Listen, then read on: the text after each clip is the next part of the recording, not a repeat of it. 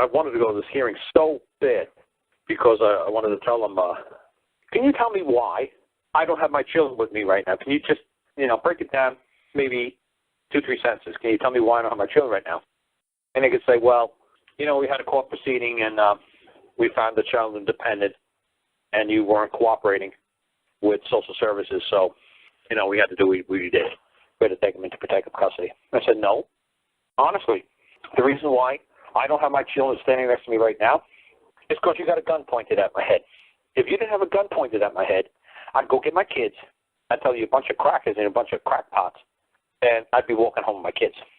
But the only thing that's keeping me from walking home with my kids right now is you got 10,000 guns pointed at my head.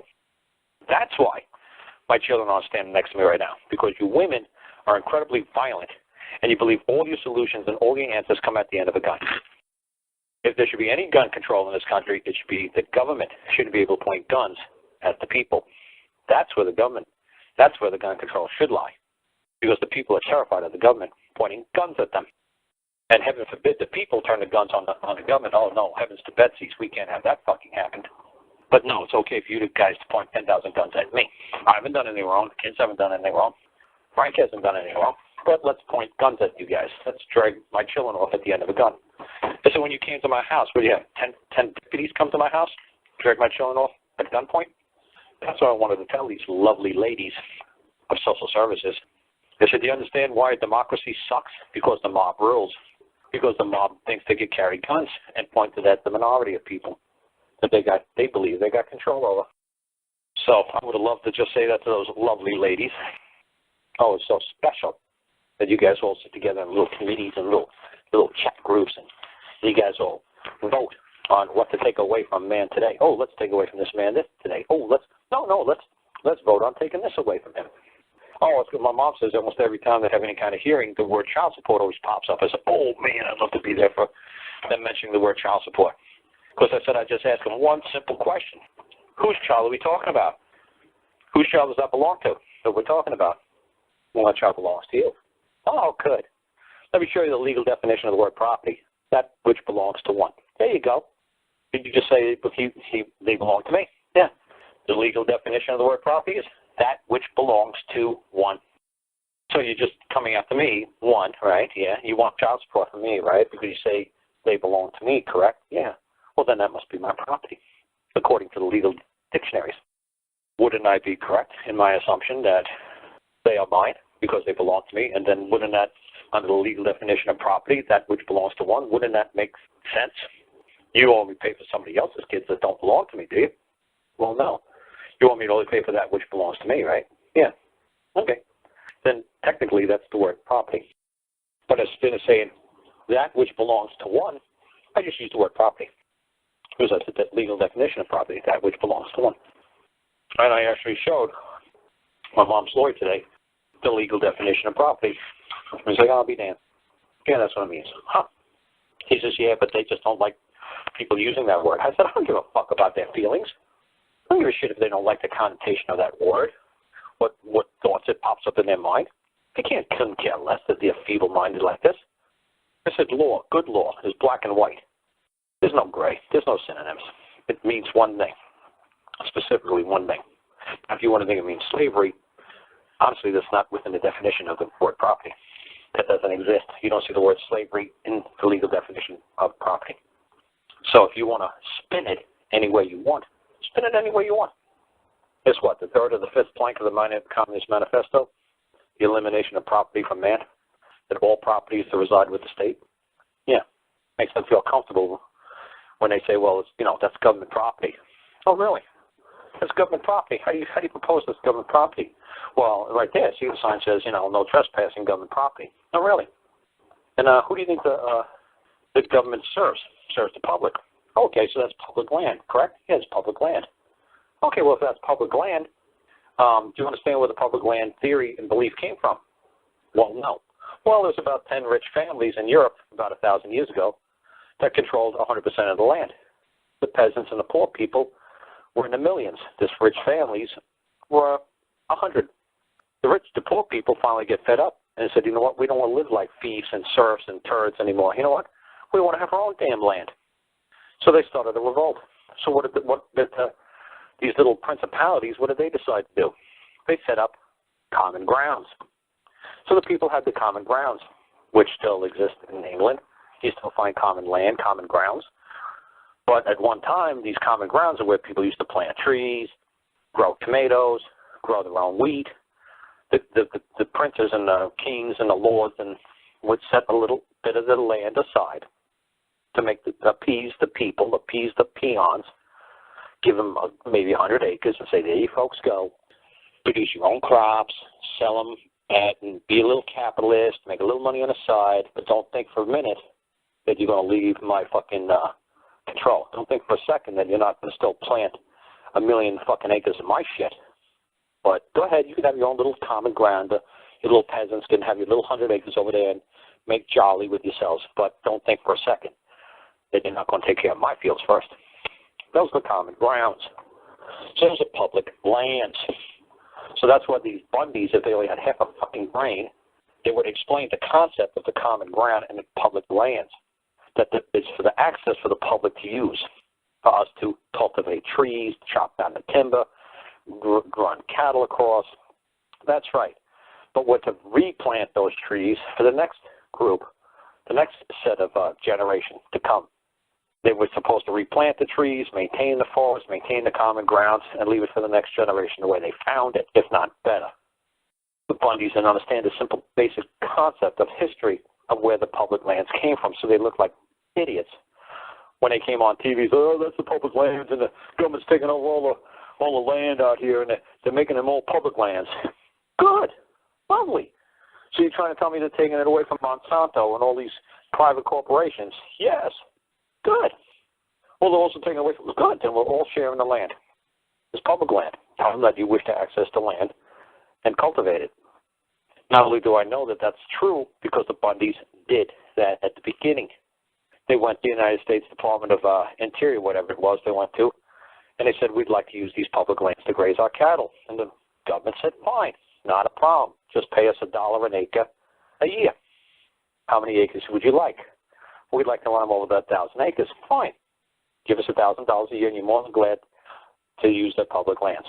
That way we'll maintain, after your cattle maybe destroy the land, burning the land, they overuse the land, we'll come back and we'll manage the land. But give us $1 an acre. And they said, okay, fine. So the first couple of years they paid the United States government, because I read the lawsuit, I read the complaint that the government filed against these people. So instead of just coming up with some ridiculous how to help these people, because I'm coming in at the end of the story, I read the whole damn story. Figured out why they were having a problem. Because, yes, if you want to use the public lands, that's fine. Go cultivate all those trees. Go get 10,000 acres of trees down. I don't care. Why? Because you're going to have a forest fire, and 10,000 acres are going to burn anyway next year. So go ahead. Cultivate those 10,000 acres, but put it back the way you found it. That's fine. And if you don't do it, well, give us a bond or give us a certain amount of a portion of what you're pulling out of the ground, and we'll replant for you. Oh, okay, that's fine. The Department of Land Management, okay, that's fine. So I understood what the hell was going on. And all the Bundys had to do was say, you know what, why don't we just live up to our original terms and agreement of how we're going to use the public lands, instead of acting like assholes and thinking like, well, you know what, we're going to get something for nothing. You know why? Because nobody else is out here anyway. We're the only ones using these common grounds. Why should we pay for anything? Why should we give people in Arkansas, a penny, when they're not here using it anyway? Like, dude, that's a reasonable price of what they were asking you to do to, run your cattle on. Just pay it and stop being an asshole. If you could do it cheaper through the private sector, then go buy your own damn land and cultivate it and, manage it on your own time. Stop asking for the United States people, the United States citizenry to take care of your damn cattle. So, but that's the concept of public lands, and I tell people that all the time. I said, go find some public lands. I said, there's all kinds of homesteading acts that still are in existence. And I know there's plenty of places where it says, the government says that if you work the land for 7 years, and you could stay, and you could, with however many acres that you worked, and like you say you found a silver mine, or you found a tin, or you found copper, or whatever, zinc, whatever you found, and you mined it, just like if you stay there for 7 years, that they'll give you whatever, 10 acres or 100 acres, and then they'll, deed the land over to you, and then there's no longer public land, then it's yours. But you actually earned it. You deserved it. You know, you made something out of nothing. That's the common grounds in the public lands. I don't know how the hell I got onto that. That's pretty, I don't know. I was going to ask you to talk about that right before you got into it, because I remember that guy up in Canada who got zip-tied and put to the floor growing pot, and you had talked to me about that before, about how to make a claim for land, and I thought, what a great subject, and it would have fit right in, and then you started talking about it. Yeah, well, that's good. Because, like I said, I just thought that, I don't know why, I don't know, like I said, man, why my mind just wandered like that into that Bundy's and public land. I don't know. I think I don't know. That's a good question. But like I said, I wanted to say that on one show one day, and I said, you know what? You know, I guess that's why I just put it on now.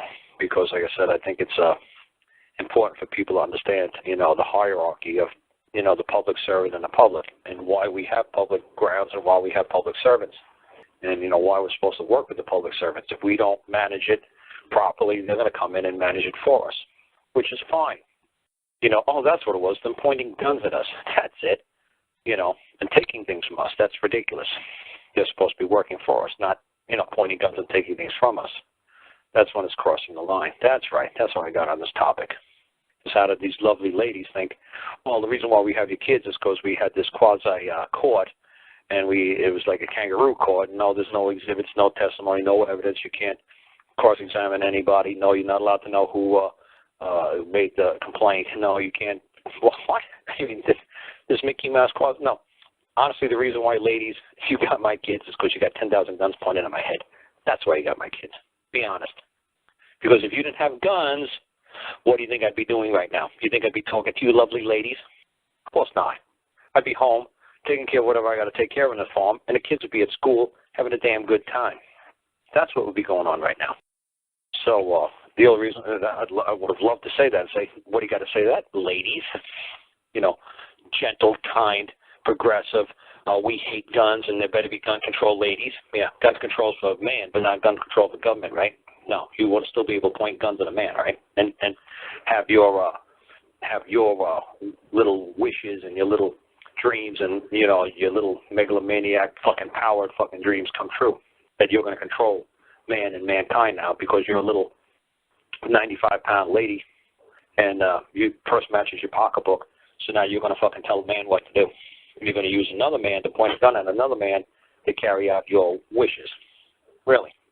Until the day like they did in the Soviet Union, when the government told another man to point a gun at another man, and the man who was holding the gun actually turned around and pointed it at the government. And the government said, okay, I guess you guys have had enough. Yeah, we've had enough.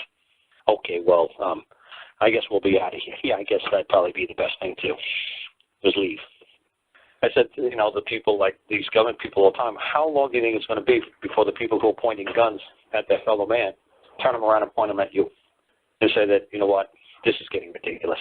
There's no reason why you're doing what you're doing. Now you're just doing it because you're megalomaniacs. You're just getting ridiculous like the Soviet, you know, political, you know, establishment was getting. You guys are just getting ridiculous now.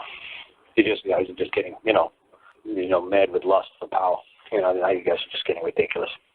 You know, I have so many people calling me up saying that they get, you know, $6,000 worth of tolls, fines for going through Dallas, and a lot of the roads down there are turning into toll roads.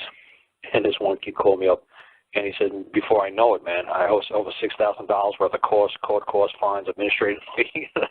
He said, there's no way in the world I could pay that $6,000. I said, sure it is. I said, just toss them what you can and tell them, you know, as soon as I win the lottery, I'll pay the rest.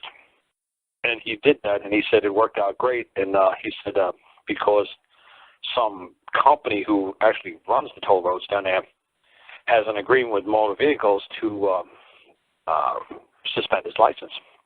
So he wrote to them. I think the kid's name is Jeremy. I think it's the kid's name is Jeremy. I don't remember. Yeah, it's Jeremy.